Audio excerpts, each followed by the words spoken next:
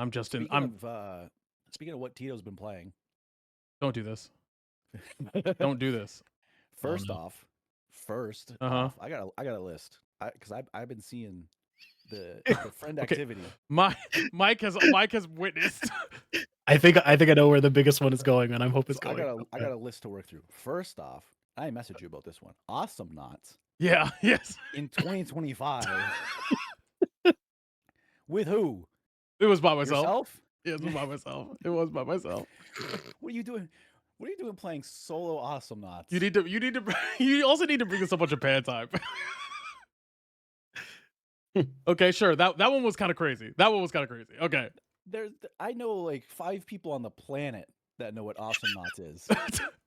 Two Which, of them bro, are in this call right now. one of them is you.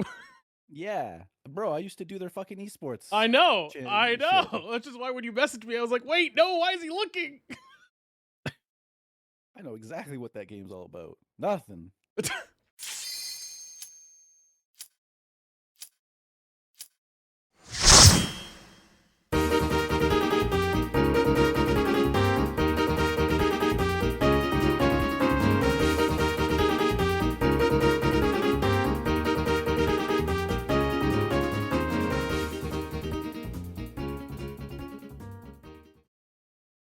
Once again, we are back. The queue has popped. Welcome, everyone, to the Light Party Podcast. We are back here on our new bi-weekly schedule here in 2025 as the game is kind of getting into that chill state. You know what I'm saying? It's getting into a chill state. We're deep into Dawn Trail patches, and that's what we're going to be talking to today. We have the breakdown of the latest letter from the producer live for patch 7.2.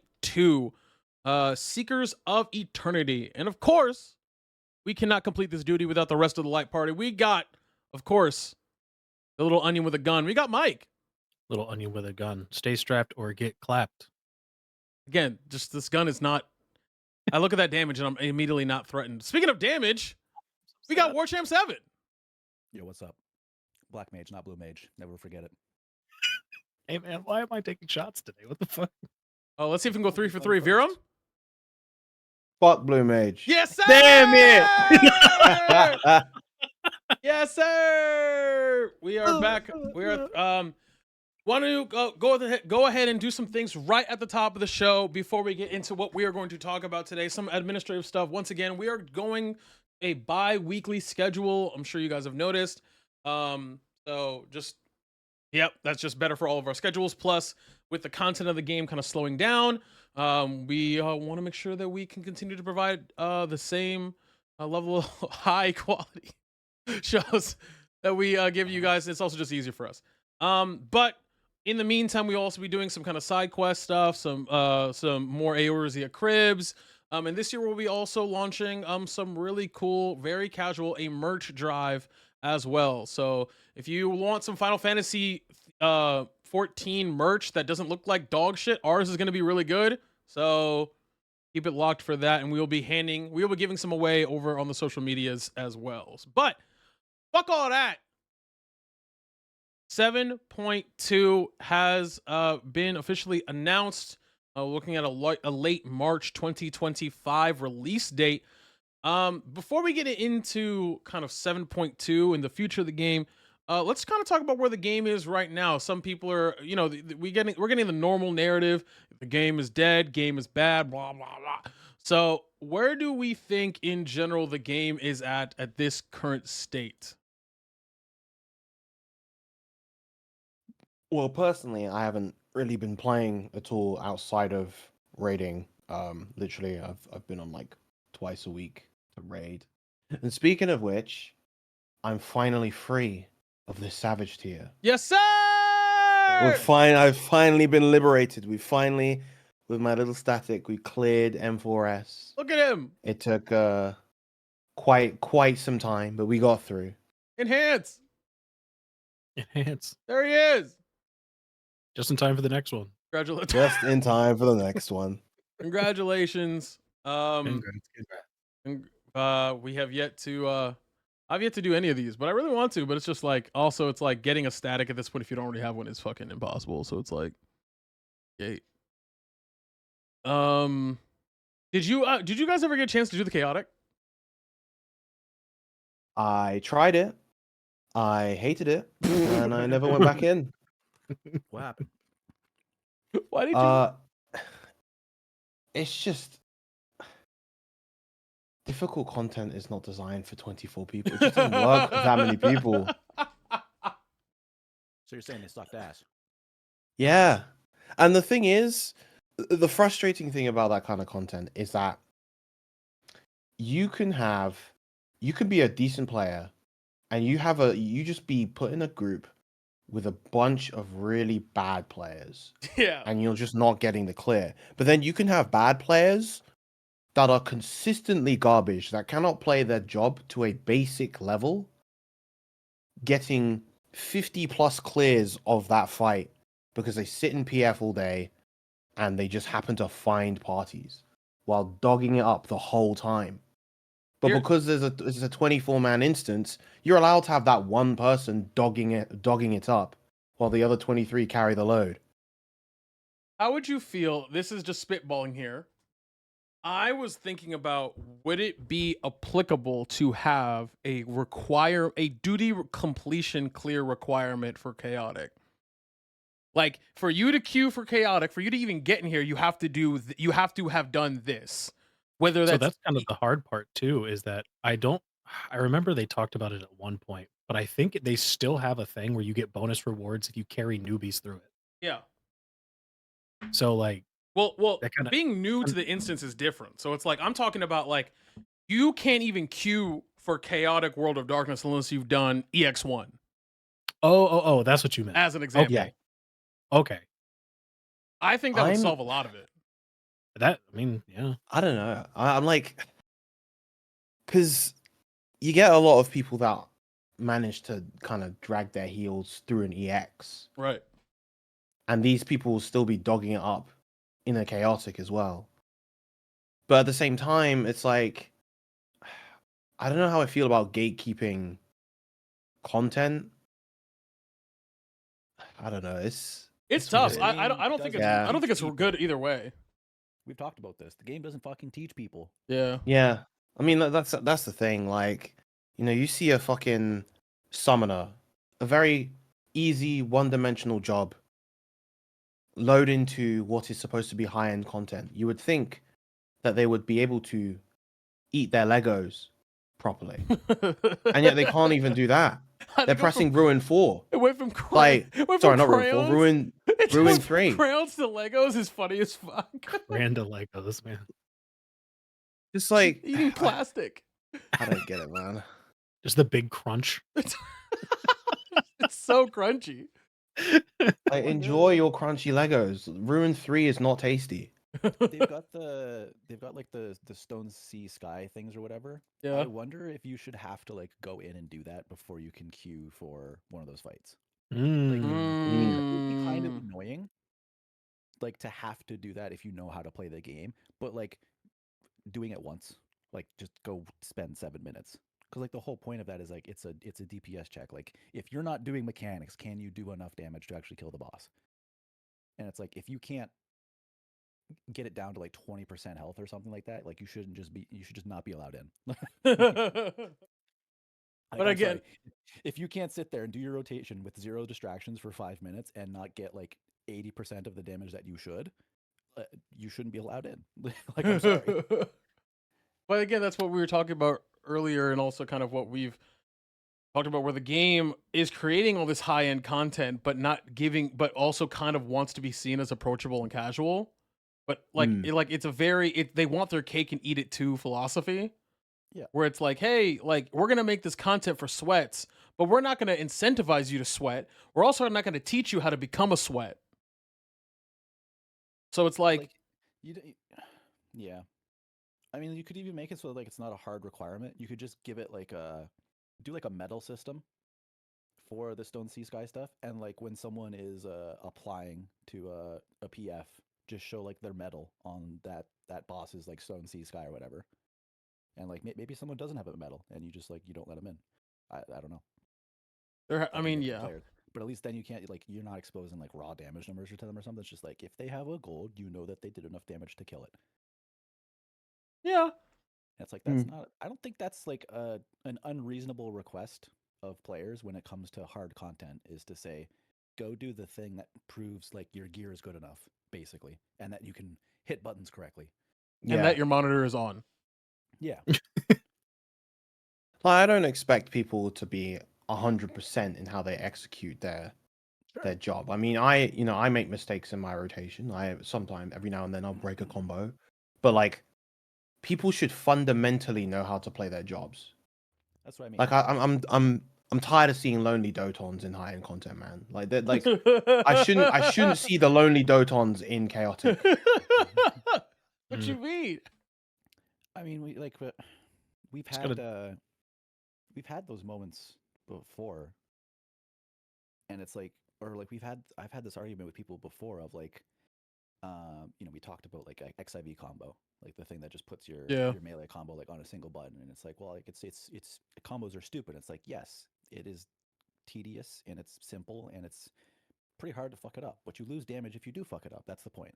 It's one more chip on the mental stack, and the entire concept of hard content in FF14 raids is the mental stack. And if you can't do enough damage with 0 mental stack, you shouldn't be in that fight because it means you're not going to do enough damage when there is mental stack. It's the thing, and I always reference this because it was such a positive. It was probably unironically one of my favorite FF14 experiences, which was clearing P1 and 2 with Warchamp, especially P1, because it was I had already gone there and been like, I know what buttons to hit and in what order and how to do mechanics. I already know that. However, Warchamp was like, okay, you see what it's like. It's this small thing of like, okay, I don't have to tell you to fucking hit No Mercy and do all your buttons in your No Mercy window because you already know how to do that. But what you need to do is do this.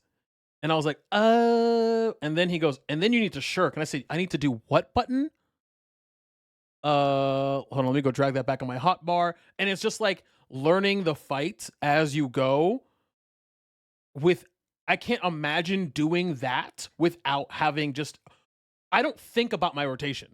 Like I think about it, but not really. It should be so natural to you that you're not really looking at your buttons. Unless you're like, if for a lot of these classes, because it's the same fucking rotation, regardless. And For me, it's about like aligning certain moves with certain points in the fight. So, like, once a certain mechanic happens, or what's a good example? So in M4S, once you get to Electro Edge 1, that to me is when the first 2-minute window is. So if all my cooldowns are properly aligned, I get my 2 minutes off very nicely at that point. Right. And just like being able to kind of ground my timings, knowing when to like move specifically so I can maximize GCD uptime. This is like getting into higher level gameplay, but just those sorts of things are what help me figure out how to do these fights. It's the thing, again, it's just, I fundamentally, as a general idea for games in general, people like it. People like the dopamine hit of doing something difficult and then getting better and then winning and then it not being difficult anymore. There are genres and types of games that are predicated on the premise of struggle, accomplishment, then more struggle. Souls games, Monster Hunter games, roguelikes, these are genres that are defined by, okay, you know how to do a little bit. Okay, now it's going to get harder on fucking purpose. And now it's going to get so hard that it doesn't even make any sense. And you're going to get pissed off. But if you beat it, you're going to be like, wow, that was incredible. And you're going to want to do it again. But for some reason, and I don't know why, the thing that pisses me off more than anything else about this fucking game is they want you, like, like they have the nerve to put in something like chaotic and spend all that time and money into doing a thing and then be like, all right, bye. When they don't even like, and I understand they did a whole thing with like they're trying to make the training things better, but it's like, you want me to race in the Daytona 500 when I barely know how to drive my Camry? Like, I don't understand. But we can talk about that forever. But let's go ahead and pivot over to patch 7.2, which is not going to have that difficult content, but it is going to have what I'm going to take a hardline stance on. Unless they royally fuck it up, I don't see how WWE raids are not going to end up being my favorite raids. I just don't see, but just thematically, the fights are interesting. As long as there's not a honeybee lovely or whatever the fuck her name is. Like, I don't. That's not true. Bring her back. Shut up. So let's just kind of go through this. So we know it's called Seekers of Eternity. Going to release in late March 2025. I would say there's 4 huge pieces of content that they're adding. Notably, still to Mike, and to be honest, my dismay, doesn't look like Beastmaster's in this patch either. No. So I think they went on. I think they at some point. I don't remember when, and I could be out of my fucking mind. But I think that's a 7.4 thing. Yeah. Okay. Is when the target is for that. So we're not gonna get it for probably another year. Yeah. Until Probably the end of this year. Yeah, I'm thinking this will around this time next year is when we'll get it. To be quite honest. Yeah. Well, also remember, like 7.1 was 5 months. Yeah. Anyone These are huge. 5 months. These are huge patches. There's a lot of, which is kind of leans into the kind of like people thinking the game's dead because but I don't think, and Warchamp, you would know better than me. This doesn't seem out of step with their usual release dates. Like this seems pretty on par with what they've done in the past in terms of releasing content. Oh yeah. Yeah.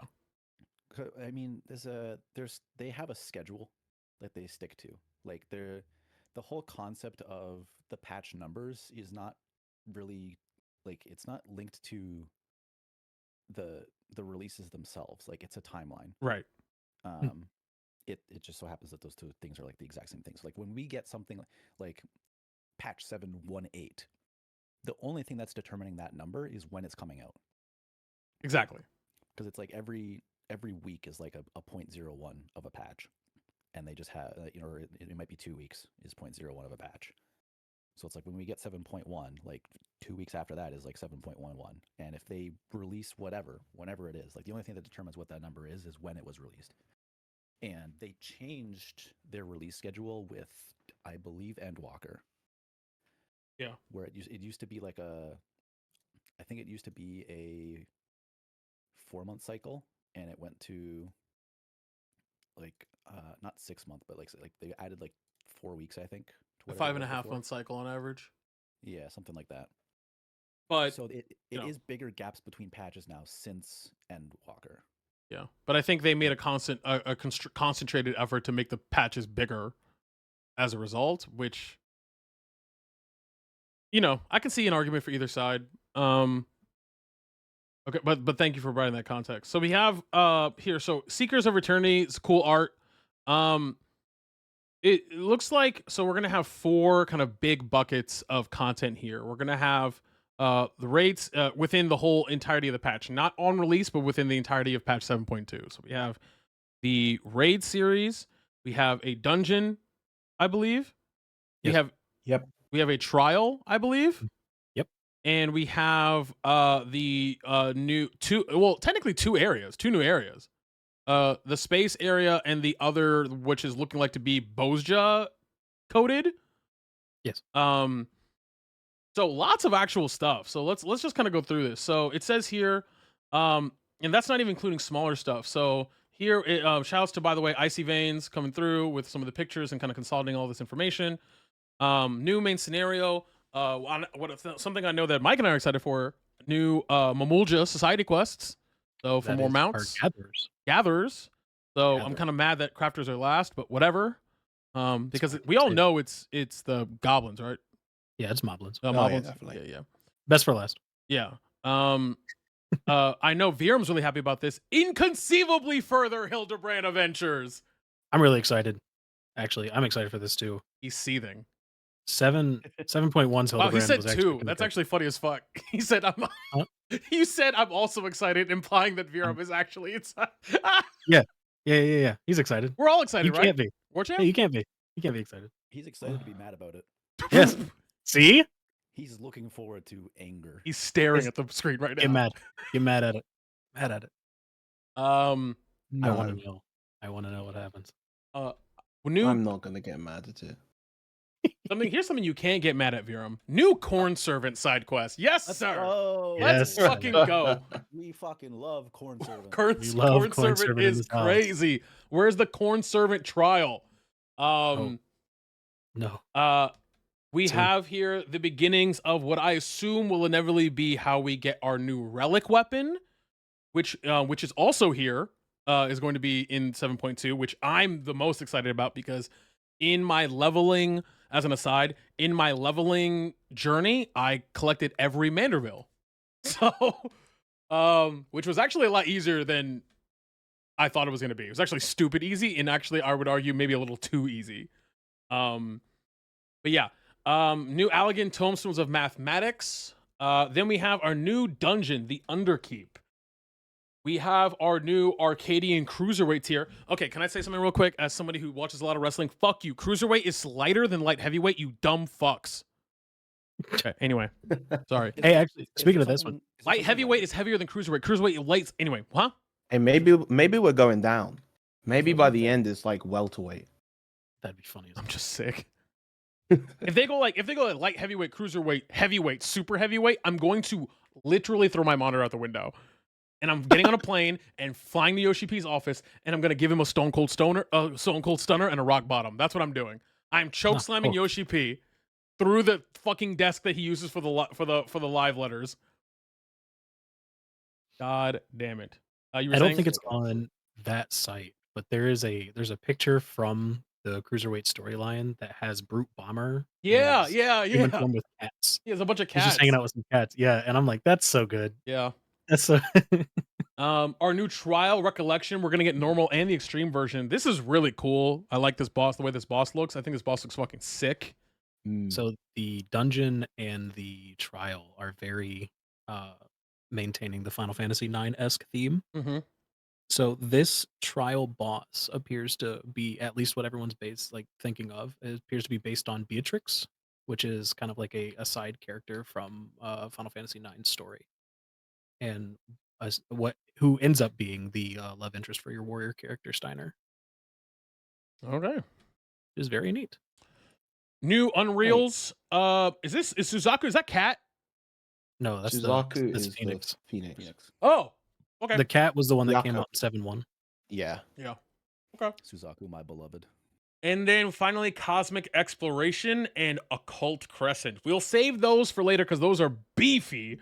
But let's go ahead and talk about kind of some of this cleanup stuff first. So we got new main scenario quests. Sure, man. Sure. The patch story is cool, I guess. Hey, We get to Speen's hear alive. Let's more figure out what's of- happening. More of Wooklamat yapping. When's Y'shtola Did he- become the baddie? Do you guys? She's have you always been a guys baddie. seen- Oh wait, that's not what you meant. You guys have seen the whole like Yeah, we've seen somebody counted how many lines every character had in it. Yeah, the no, expansion. didn't you post that picture? You did post Yeah. that. Pic. Oh, I was about God. to make a joke. Go find it. Someone find it. Gosh, Hold on, it's- I got you. All right, cool. But yeah, it's crazy. Virum finds it first. I probably won't find it first. It was a lot. It was a lot. I'm scrolling back. I saw the Megfest photo of Mega Man. 2. Yeah, because like even off the top of my head, it's the fact that Wooklamat has more lines than Than Astidia. Y'shtola does across every. No, Y'shtola. Oh, does Ishtola. across Oh, every no. expansion that she's been in. Oh Yeah. no. Found it. She has like the third most lines out of everyone behind like Alphino and Alize. Yeah, that was by it. the twins. This is Yeah. fucking sick. Oh god. And she's almost caught up with Alice, which is insane. Mm. And it's the fact that like, people coming off of Endwalker thought, oh man, they didn't have enough of a role for like Kryl and Erenville. But then you look at lines, you look at Erenville and Kryl's bars there for Endwalker, the yellow bars at the end, and they are long. They had a lot to say in those expansions. It's just Wuklammat had so much that it completely eclipsed everyone else. You know what? Okay, you know what I find very funny here? Zero has more lines than Emmett Selk. That's really That is funny. amazing. That's very funny. This character was only here for patches.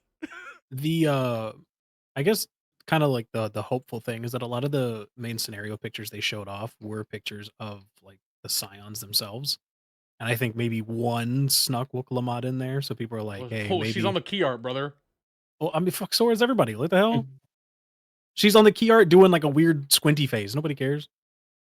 The The fuck? thing is that like no other expansion has really like introduced and centered on a character like Dontrell, so it's not completely fair. Yeah, that's true. That's true. Like Zero got a lot of lines, but like that it wasn't like Endwalker was like like the whole main patch was like centered around Zero as a character. Like she was there, she was important, she was a big part of it, but she was a piece of the puzzle, you know? Everything in 7.0 is about being introduced to this brand new world, and they needed a character to, kind of be the proxy for that. Yeah. And they could have had a couple, but it's much easier just to have Wuklammat and follow her journey through everything. Alpha no You don't know shut what the else fuck isn't up. on this at all? You know what isn't on this at all? Dick ass Xenos, nowhere to be seen. He doesn't need to talk, bro. No. He doesn't need to He's- speak. He when he moves, bro, that's about it. That's all he needs, bro. He got no motion. words, only scrap. It's true. It's There's like on a whole sight, cutscene bro. he He was in, don't he need. didn't He even don't say a need. word. He don't need to tell you he's about to fuck you up, bro. He already know. You feel me? That good ass dinner scene. I don't think he said a word during that scene. He's like Darth Vader. Yeah, that was all Fan Daniel's dumbass. Not Yeah, least, he could have spoke less. bro. Alpha no don't shut the fuck up, huh? That's plot, man. Yeah, That let is him plot yap though. guy. Why, Let him yap. why isn't Yeah, Kona that's- on this graph? Why's who? Kona. Because I actually don't think Koana talks that much. Because Wuklammat ate his line. It's true. It's true. Yeah, And but al- and al- I want to see like the comparison. And also, is he's why not I even care. there for like half the actual like MSQ, because like he's off with Estinian and Thancred, or fucking Urianger and Yuri and Thancred. Like they're all fucking off. Yeah, they're doing shit. And you know what? Here's Two another dads thing. on a vacation. I understand people want to be mad about Wuklammat. I whatever. Like if you want to, fine. But I do feel like this graph is a little bit disingenuous on a number of levels. One of which is that it doesn't include like any other Dawntrail characters, really, which is like a weird thing to leave out. They just like didn't bother. Like this graph was clearly made Just to shit on Wuklammat. Yeah, this was an attack. This was Yeah. an attack ad against Wuklammat. Because like, why would you look at like every other character and only Wuklammat out of the Dawntrail characters? It's like because they didn't want to bother, because the only point they were trying to prove with this was like how many Wuklammat had. I would like to see a graph that is adjusted for number of lines in that expansion, because Dawntrail has a fuck ton more voice acting than any other expansion yet. And so it's really easy to look at this and be like, oh my god, Wuklammat had like 3,000 lines. And that's like so much more than a bunch of other characters. But like, if there was only 3,000 lines total in Heavensward. Oh, you mean this graph right here? Oh shit. So she has 3,000 lines out of the 12,000 that are in. So she has 25% of all the dialogue. Yeah. That's kind of insane. That's crazy. Like that actually makes it worse. Like for No, War Champ. she absolutely has a lot. Bro, like, okay, what's Well, I mean, is that crazy though? Because like, if you take Dawntrail's story into account, right? Like, you are following Wuklammat around for her whole succession thing. Oh, this is okay. That actually goes by. like that's your guide. Let me go to the Dawn Trail. There we go. Dawn Trail. So she has 24% of all total lines. Erenville is second. Kryl is third. Koana is fourth. Juana has 548 lines to Wuklamot's 3,000, 2,900.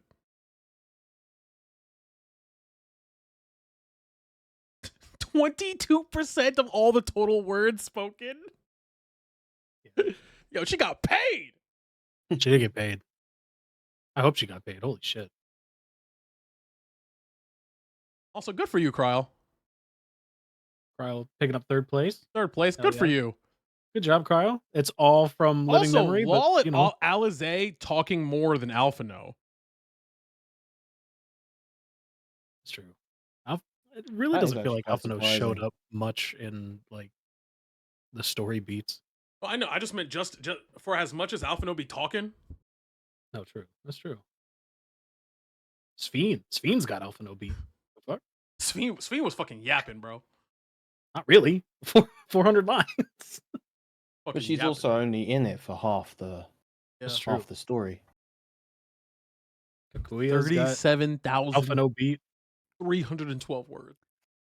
So I'm noticing a trend looking at all of these graphs.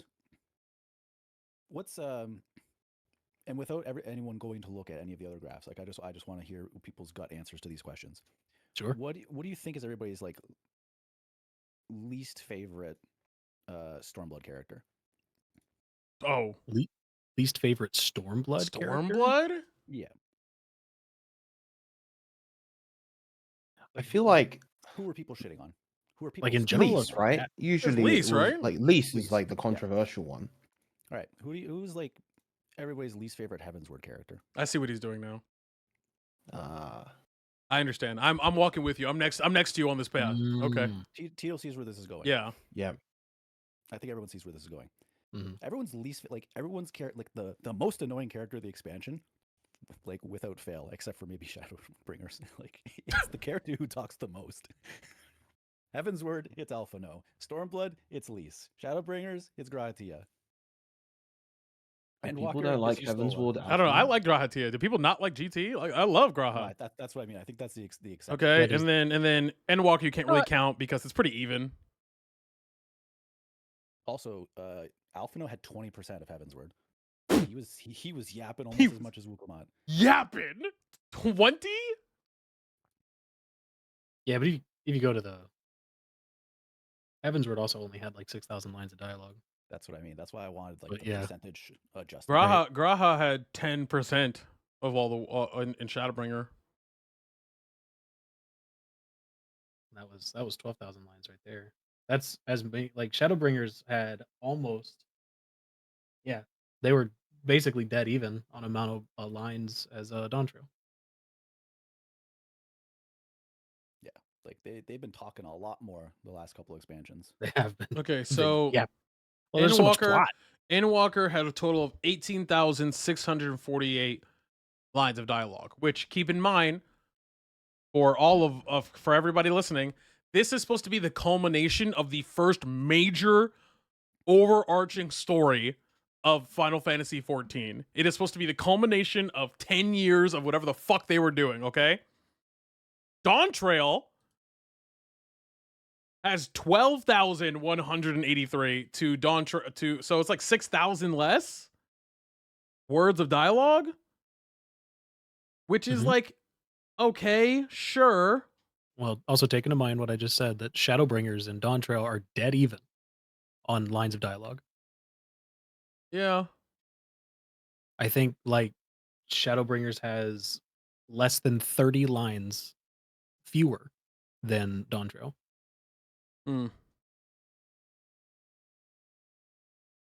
Okay. But you know, take into account that accounts for Shadowbringers and all of its patches, and we are only Yeah. about to hit Yeah. 0.2. Dawn So Trail's not finished.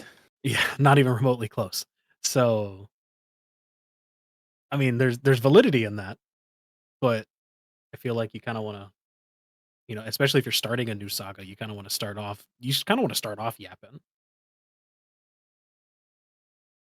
right? Like if this is your next 10-year plan, you kind of want to cement some shit now,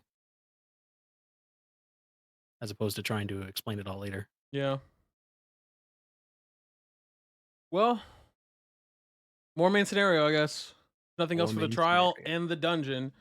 Um, I'm really excited, especially for that Mm. dungeon because it is a dead ringer for Alexandria Castle in FF9. Almost not a dead ringer, but like there's a lot of influence there. People okay, are really excited. cool. I'm really looking forward to the new raid series. Yes. More so the normal raids than the savage ones, because I think that I remember when I first did the light heavyweight series, I thought, oh, these are really good. There's Yeah. like this is a step up in kind of gameplay challenge and demand compared to the previous normal raids. And I love that all of them have their own theme. I just love the overall vibe. Like I just thought they were really fun. Mhm. I'm super And interested to see the monsters they use. hmm, I think when we talked about this before. Oh, thank you, Warchamp. I think when we talked about this before, we all were agreed that Behemoth is probably in P9 through 12, probably towards the end. in some shape or form, yeah. In some like Behemoth is definitely there, right? Like we all agree. Oh yeah, it's gonna be a lot of ecliptic meteors in our future. Here's the dungeon, which I'm also looking forward to. Yeah, I mean, look, I think Viram, you said the right thing there, which is like these dungeons felt fun. Like they were fun to do, fun to Mm. explore, fun. They had a fun energy. And keep in mind, I love Pandemonium. I love Pandemonium. Pandemonium personally for me before like at the moment because they're not done yet, but we'll see. But at the moment, Pandemonium was my favorite raid series. I thought every fight was really, really cool for the most part. I thought they gave me highs, lows. Like the moment where you fight the fucking house, where you fight the building. Holy Pandemonium. like that shit is crazy. So I'll give you special cells. like this shit is crazy, bro. Like so we'll Then you got the fight right after that where you have the I'm fucking balling debuff. yeah. It's just great. So like, but I think you're right in terms of level of difficulty. I think that okay, well, I guess this is the question. Which out of the first 4 of M1 through 4, which is the hardest? In terms of like the normal fights, Yeah, just the normals, just normals. I honestly I would say M2. I think M2 actually. Yeah, The- because like once you, especially when she's doing the hearts phase, I honestly think the hearts phase in normal is harder than the one in savage. Hearts get Really? Yeah, because it's a lot more kind of erratic and random, whereas in Oh, savage it's it's a lot more set. it's static. Okay. Yeah. Mm. Okay. I've talked about this, I think, on our episode that we did about like raids, of like how sometimes normal mechanics are harder just because there isn't something for everyone to do, and so a lot of people just end up being like, someone else will get that. It's like when you have a mechanic where there's like 8 circles that have to be soaked, it's like everyone's got their spot, everyone's gonna find one, and you're good. When you have a mechanic where 5 people have to stand in circles, like now it's chaos. Yeah. Mm. Nobody knows who's sacrificing themselves. Go, go, go. So you got 4 different people that are thinking like, oh, I'm one of the 3 people that won't do this mechanic. Yeah. Just the Spider-Man pointing meme, like one of you's got to do it. And they're not me. But yeah, so I'm really looking forward to the raids. I'm really interested in the story. I'm really interested in the fights. I'm just looking forward to it overall. Trial, like we talked about. I think that begs. So where do we want to start? Do we want to start with cosmic exploration, or do we want to start with the occult crescent? Let's start with cosmic exploration because I want to know what the hell is this? This I is the new understand. Ishgardian restoration, but on crack. Is it? Ooh. 'Cause Yes. they've made comparisons to Island Sanctuary. So from what I'm hearing from most places is I actually haven't heard the Island Sanctuary comparison, but it's people are calling it very similar to Ishgardian Restoration. Okay. Server wide progression, so like, your individual data centers are going to be tracked. And then I think there's going to be like a gatherer only area, I believe, so like similar to the Diadem. Hmm. And then that mech right there that you see on screen is your new mount. It's the mount you work for. We getting a mech. You do get a mech, which is going to be Nice. fucking awesome. That's sick. You can catch me in space. Yep. Yeah. So I'm interested to see, like, cause like there's a gather specific area, much like you said, like the diadem. But like I'm interested to see how that's gonna work because, or at least, especially since it's server wide collective progression, where it's like, okay, yeah, like I assume because I'm gonna be honest, I wasn't around really doing that shit when Ishgardian Restoration first came out. Like I wasn't doing it. So now I just buy everything off the market board when I need that shit. But when you actually need to go in and farm those mats, Gatherers are gonna make bank. If gather that shit's like tradable, gatherers are gonna make money. yeah. Well, I don't know why it wouldn't be tradable. It has to be. Yeah. It literally has to be. If they fuck it up, then it's not tradable. Well, what I'm saying, Or it like- literally has to be tradable because that would mean that everyone has to gather and make their own shit, which is just like they're not going to do that. But like I said, if they fuck it up, I don't see a world in which they fuck it up like that. The 'Cause it's- firmament, when it was like active, it was like sick. It was popping in there. It was a good time. It was Bro, good vibes. We had the same conversation about Boja. Yeah. Mhm. Which you know, Cactar's Boja is really good. There's a that place is actually really active. It's been really active since in 7.1 for like no reason. It's kind of the nature of like MMO content in general. It's like Mhm. if you don't have players, it sucks. That's Yeah. it. That's the end Yeah. all be all. especially when you have like, especially when you're gonna. If this is the kind of content that people are gonna get a lot of mileage out of. Oh, yeah. Hey, I've leveled, especially for like, for example, let's take people like Virum and myself. We were level 100 on every class. I've leveled up my gatherers. I have the crafters I want.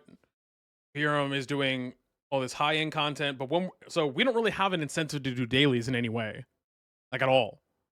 So how are we going to? This is an alternative good use of our time. If we wanted to do this, and we'll get something from it. So I'm actually, so I don't know when this part, because I think it says here the release possible for 7.2 part 2. Because, and I'm going to make the assumption that this is probably going to be like a 7.20 launch because of the fact that they said every new major patch there's going to be a new area. So I assume they're going to want to get it in sooner than later. But it might be like a 7.21 thing. 22. They might stagger Yeah. between this and Crescent. And speaking of, it took me forever to. Okay, so I'm just gonna read this shit because this shit took me for fucking ever to understand. And I understand that a lot of people this is like the thing they're like popping off, like actually popping off about because of the implications of this. So it is my understanding this is Boja adjacent. It's not Boja, but it's Boja adjacent. In the treacherous waters of Shades Triangle lies the occult crescent, an isle shrouded in mystery. Explore the unmapped terrain and battle the isle's inhabitants to unveil its secrets. Group up in small parties and engage in successful battles on the map. Defeat large-scale boss battles. Challenge a new 48-player raid. Enter, you need to be Disciple level 100. Inside the Occult Crescent Zone, you will be able to raise your knowledge level, which will influence the outcome of battles. You will have access to unique jobs on this isle. Here we go. This is the part that people probably about, called phantom jobs, which will grant you new actions that can be used in your with your main job. Some of these phantom jobs will be monk, bard, geomancer, ranger, berserker, time mage, chemist, and cannoneer. So the way I understand this is Everyone's reading that the same way of these are the jobs we're deconfirming, right? Yes. I'm not. I think it's the case for some, but not all. Monk and Bard are on there. Yeah, so like I saw a video on this actually I think earlier they said it today. too, right? So how like the phantom jobs work is that you can basically take a couple actions from them Yes. and slap them on your hotbar. Basically, while you you're using basically that. treat it like a pet. Like you just Yeah. get like an extra hot bar. Yeah, So it's you like get it's basically just extra actions. So Yeah. like if you're a phantom bard, but you're like you can take some of the phantom bard actions and then slap them on your warrior hotbar. right. So Or you could be like a phantom white mage theoretically on your fucking samurai. Yeah, I mean, if it's one of the jobs listed, then sure. Um, because there is an and more. But Yeah. yeah, like that's kind of like they can kind of be deconfirmed with this, kind of, but I it don't really know. just kinda I mean, depends. they specifically said that this is some of these jobs are just very difficult because I think that basically because I was watching a video where the translation was some of these jobs just don't work in FF14 thematically or mechanically. Like they specifically say time mage, but they understand that this is a class that a lot of people like from other FF games. This is a way to include it. You But can put they Cannoneer in this game pretty fucking easy. no, but they said things like Geomancer and Cannoneer Mhm. are things that we're including for the same reason. However, they might be able to fit later on the line. This allows us to try some of these skills early and see if they work. Sure. Put Cannoneer in the game right now. Why? So you can 7.3. just throw machinists in the garbage? I just want a big cannon. Where's my Alright? hammer guy? Let's see Right. what's real. If my gun's not gonna do damage, I'll take a cannon. And watch that not do damage either. And you're just Look, give me hope. look, you're just mad, man. You have I'm pissed. you have a big pirate cannon that you lug around and you do flamethrower damage. I'll be so fucking mad. Believe me, my monitor will go out the window. Sidebar: there should be a physical range DPS that just plays almost exactly like like Black Mage. By the way, just stand still, big damage. I've been saying. Honestly, just convert Machinist to that. Like, if you're not gonna give it good raid buffs, just make it do damage. I also want magic melee. Facts. It'd be fun. That's what I'm saying. That's Real. what they need to. That's what they need to do next expansion. Is they need to finally open up Pandora's box and do that. I think Geomancer could be magic melee, low key. I think Hit him with all the of bell. these jobs are deconfirmed, but I do think that, like they said, like this is a way for them to kind of experiment with ideas. Like I don't think we're gonna get Cannoneer. We might get like fucking artillery, and it will have like Cannoneer inspired stuff. Like the way that we got Reaper and the way that we got Sage. Like they're kind of like FF14 originals, very inspired by some of the other ideas. So I think we might get like a Geomancer inspired job that might use some Geomancer like stuff and potentially even things that they experiment with here. But I feel like this is like deconfirming these actual like names and identities as future jobs. I respect that opinion for sure. I think it just steals some of the thunder if we get a taste test of Time Mage and then it's like next expansion, hey, you're getting Time Mage. It's like, oh well, we already got like some of that. Like where's I don't know that I would be hyped for that.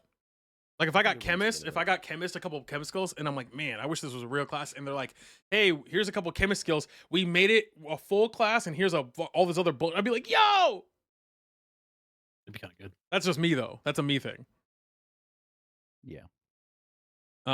But what I do think will be really funny is that, unlike Boja, where I think people kind of just like, especially because the problem with Boja is that like it kind of does, but it doesn't tell you how important all the items are at all, really.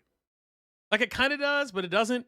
Like how much they could drastically change your experience in Boja. How you're like, oh, I'm dying to everything, and then you go from like if you don't use anything, and then you're like, oh wait, no, I'm supposed to use these so I can actually play the game without other people around. Like, I can't wait for the Phantom Job meta. All right, guys, Gunbreaker plus Chemist is actually S tier, but Gunbreaker plus Ranger is D tier. Like that shit's gonna be big funny. Have you seen the people that like take Boja duels super seriously? Yes, They are cracked out of their fucking mind. should. On it. I'll see you there, brother, on the battlefield. Like they'll like swap all their buffs at like training dummies. They'll wait till like the last second to like confirm for the duel, and then like they'll go in and just melt the fucking duel in like 6 seconds. I've seen that shit. And I'm like, Sweats. holy hell, dude. But I'm gonna be honest, these two big things of content. Also, I'm going to make the assumption that the knowledge level is very similar to your merit level, right? We're just making that assumption.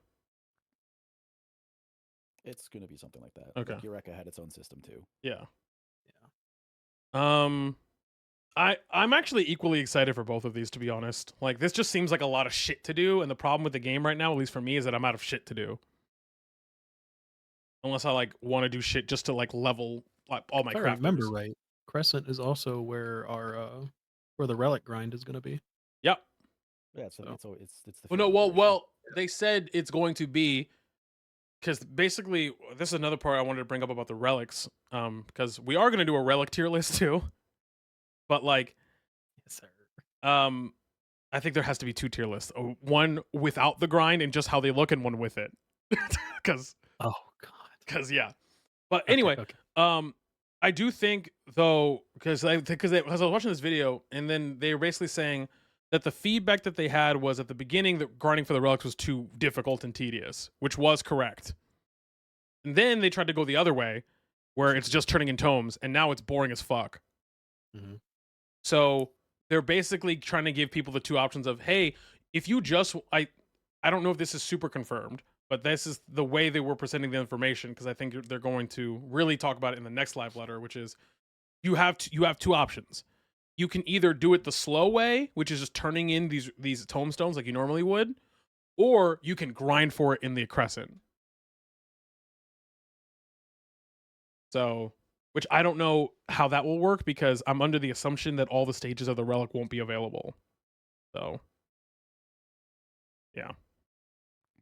I am one of the weirdos who thinks that grinds are fun if they are not completely soul-sucking, boring, and tedious. I love grind games. I do too. Like- I'm right there with you. How do you feel about the Shadowbringer, or the Shadowbringer relic? Either or anybody. Oh, I assume we I'm all fine did. with We it. all do it. I'm in the middle of one. Hiram, did you do it? I did a crafting relic grind. Oh, you did the and Crystarium ones. Yeah, and I actually didn't quite finish it, but I That one got sucks. most of the way through it. And that was fine. Shadowbringers It's are just Boja, it's right? boring because like you're not really engaging with anything. You just have your macro, you just craft a Yeah. million of the same thing, and you're there. Yeah. What was your question, Warchamp? Shadowbringers was Boja, right? Yep. Yeah, I loved Boja. Yeah. Which is fun as hell. As opposed to Endwalker, which is tomestones. Yes. Well, it's because Yeah. Tombstone. It's because Endwalker they didn't do a field operation. Right. It was. I think they just didn't have the resources for it, I agree. and so they just did something else. And yeah, people were just like, "Wow, this sucks." And it's like, yeah, Yeah, they kind of put it all into variant dungeons. Which don't get me wrong, variant dungeons are very fun. engaging content but that still takes a lot of time is fun. Correct. Yeah. It is nice to earn something. I think a lot of games are learning that nowadays too. Like we kind of things kept escalating of like, well, players just want to like get like remove friction, like make things easier, make things get players into the fun or whatever, get players their rewards or whatever, and just feed them faster and faster and faster. And now it's like we're all starting to realize that, oh wow, if I just have to play like 3 games a day and I get all of my tokens and then I'm done, it's boring. It's good to have to like sink time into something to accomplish a task or a goal. And I don't think it needs to go to the level of fucking WoW Classic. Like, Animas? Animas is too far, I think. Animas Oh, is crazy. That's gross. And Running all that's those a product- fucking dungeons, fucking. and that's a product of its time. And Yes. it's like there are definitely people who do like that kind of grind, that kind of super long tedium, because at the end of the day, the amount of time and effort invested, it affects how rewarding it is to complete it. Correct. And like if you see someone with like 3 animo weapons, you're like, oh holy shit. That guy has You're a no. psychopath. That guy has Hmm. no Yeah. fucking life or job. Yeah, like I see like a Reddit post of someone just like finally completed all the animo weapons, and I'm like, holy fuck. Fuck. Jesus. That person's crazy. That That's person Hey, awesome. brother. has no life, no job. Like, that My per- guy, see a therapist. Who hurt you? But Well, my that's- guy, go outside. But like that's awesome. And when it's like, oh yeah, just play the game for like 3 days and then like you're done, you've gotten the thing. Like it's nice. It's good to get a thing, but it doesn't feel as rewarding when you have to actually like kind of work for it. Hear me out. Okay. Here. Okay. Light Party Podcast designs a relic grind right now. Hear me out, okay? Hear me out. Let me cook. Okay. Every single stage of a relic weapon is tied to a piece of high-end content. So, for example, if you want the mat, and you only have to do it once, if you want the mat for Relic 1, you got to clear EX1. If you want the mat for, if you go stage 2, you got to clear EX2, etc., etc. And then let's say, then stage 3 goes EX3, and then on stage 4 it goes, okay, cool. Now you got to go clear M41S or M1S. Tito, I love your idea. And so do the developers, which is why they made Wondrous Tales. Look, bro, no one's doing these books, man. That's what you're asking for. You're asking for Wondrous Tales V2. No, I'm at. Well, first of all, I actually love the idea of books. I just don't think they're, unless you're leveling, I don't think they're worth. To be honest, I just wish I wish books were more of a thing that like was cool to do. Because you can do half the shit in there unsynced. Yeah. The funnest part about Wondrous Tales to me is when I get Susano. Catch a sword. And I can catch a sword for free, and it's very fun. And I go, yo, Mike, you trying to catch a sword? He goes, yeah! Yeah! Because that trial is great, because you get to do the cool anime thing. But other than that, it's like, man, fuck, I have Rival Wings. looks like I'm not picking that one. All right, fuck. Looks like I have these three things I haven't unlocked yet. That's crazy. They're killing off one of the maps, one of the PvP things this patch, aren't they? Let's look. They're adding one. They're adding one. Yeah, but I think it's replacing something. Let's see. Frontline Secure returns with various improvements, so it's a new frontline mode. Oh, because last time I believe Shatter replaced Secure, like partway through Endwalker. Yes. It can go back. I don't like Shatter. They got rid of the Dota game mode too. Yeah. I don't remember what that Look, was. Man, why can't I just queue a daily as Crystalline Conflict, bro? It's right there. It's the best PvP that'd just mode. Be Rival Wings, wouldn't it? Yeah, I think it was. Rival Wings, it's still here, just nobody plays it. Literally impossible to find a game. It is. It is very difficult. Which is why when you get it on your shitty ass Wondrous Tales, it's over. Yeah. It's hard to find a game on North American servers. I think it's more popular in Japan. Why would I play Rival Wings when fucking Crystalline Conflict is right there?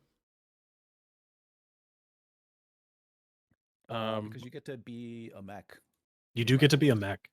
Yes. I'd rather you get to be done. Cruise Chaser. Why be a mech when I could just be done? Have you ever played it, Tito? I've seen a lot of it, but no. It's very like League of Legends, Dota. Like, Yeah. Mm-hmm. It just doesn't. It's like I've seen it and I go, that looks like it could be fun, but look, man, if we haven't even had our PvP episode because I don't think there's an episode I'm gonna fucking crash out more. And the fact that I can't in casual Crystalline Conflict can't queue with my one friend. That is really frustrating. For what? For what reason? Rival Wings is one of those things you look at and just like, ooh, that could be really cool. And I know that it's not here. I know in 14 that it's not. I know it's just some side thing. You can tell. I wish more people played it. Truly, I do. The most fun, when I was introduced to it, it was during one of the Mog Tome events.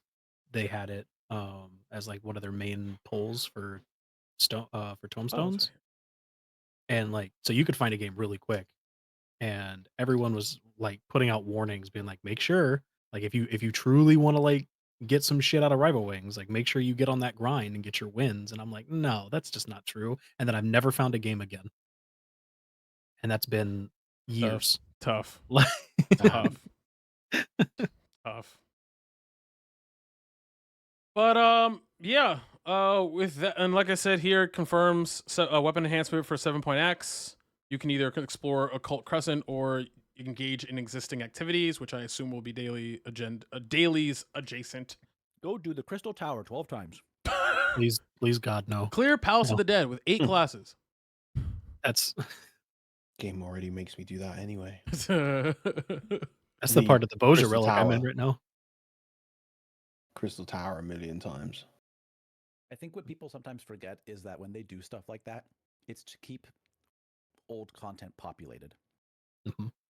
Yeah. And it's one of the things that I think FF14 does very, very well in how they've built their systems and how they construct events, is their ability to funnel people doing like current year activities into the content from like 8 years ago, so that it is still populated and accessible to the people who are like just starting and just getting to that stuff. I have to do Palace of the Dead. Jesus, why was I reminded? Anyway, Don't- get your don't. ass in Crystal Tower again. Don't. No, I do. That's the part of the Boja relic I'm on right now, Oh, and that's the easier thing to do I than guess he does have to do it. than Delubrum. Yeah, I that's have to true. hope- Well, that's it for this first letter. There's gonna be, I believe, another letter. Obviously, before the patch goes live at the end of March, so probably somewhere between now and the end of the month. Maybe even early March there'll be another letter. But we have other stuff to talk about between then and now. But looks to be a big, girthy patch. Yeah. But anyway, anything else anyone want to talk about, plug before we head out? Other than play Hyperlight Breaker? Yeah, play Hyper Light Breaker. Indeed. I have one thing to be mad about. Oh, let's go! How dare these people put Hilda's hairstyle on the Mog Station after completely fucking forgetting that character existed at the end of Endwalker? What you mean? I'm still mad. That's true. What a weird time to put her hairstyle on the mod. I'm still mad. They did the whole fucking Avengers, like everybody's here, Super Smash Bros. Ultimate shit at the end of Endwalker, and Hilda was nowhere to fucking be seen. There's like 7 other characters I completely forgot existed, but not Hilda. And now you're gonna put her hairstyle on the Mug Station like you remembered she exists? Get the fuck out of here. Hey, and guess still gonna what? buy it. Mike and I know at least one person who bought it already. I'm still So gonna buy it, but I'm gonna be mad about it. no, he's gonna buy it. It's $5. It's light. You want it? What's the new, Fucking what go else is grab new it. on the Mog Station? They put last year's Valentine's emote up there. There's a heart chair. That's it. It's the only 3 things, and then a bunch of Valentine's Day stuff is on sale right now. Like Oh. I think Dote. If you don't have the Dote emote, it's like $1.50 right now. Yeah, I'm good on that. Very What good. a world we live in now. Very I good know. on that. Like, go back 10 years and say, like, yeah, you can pay $1.50 for a little animation your character does, and people would fucking kill you in the streets. They would- They'd have war flashbacks. But to now Oblivion people horse now armor. people are like, wait, it's on sale? Thanks Bethesda. Thanks Bethesda with your horse armor, starting it all. Fucking asses. Shout out Bethesda, I guess. Shout out Bethesda for being literally the worst thing that happened. Oh shit. Fucking horse armor. Okay, we all got our JoJo pose. Yep, we all got our JoJo pose. You know, with that slash unbound. I'm just waiting to finally get the thing where we can change the size of our house on the inside. Oh, we redesigned the house too. Yeah, we We didn't did. tell you guys that. Yeah, we got have a a little- restaurant house now. Yeah, a little cafe motif. It's cute. Ooh. I got trees out front Tito's Buns and Buffs has moved up from. It's true. Tito's Buns and Buffs is truck. He's got a physical location now. yeah, I now. know. It's a physical location. I really wish, like, here's the thing too. I really wish I could just have buy a retainer.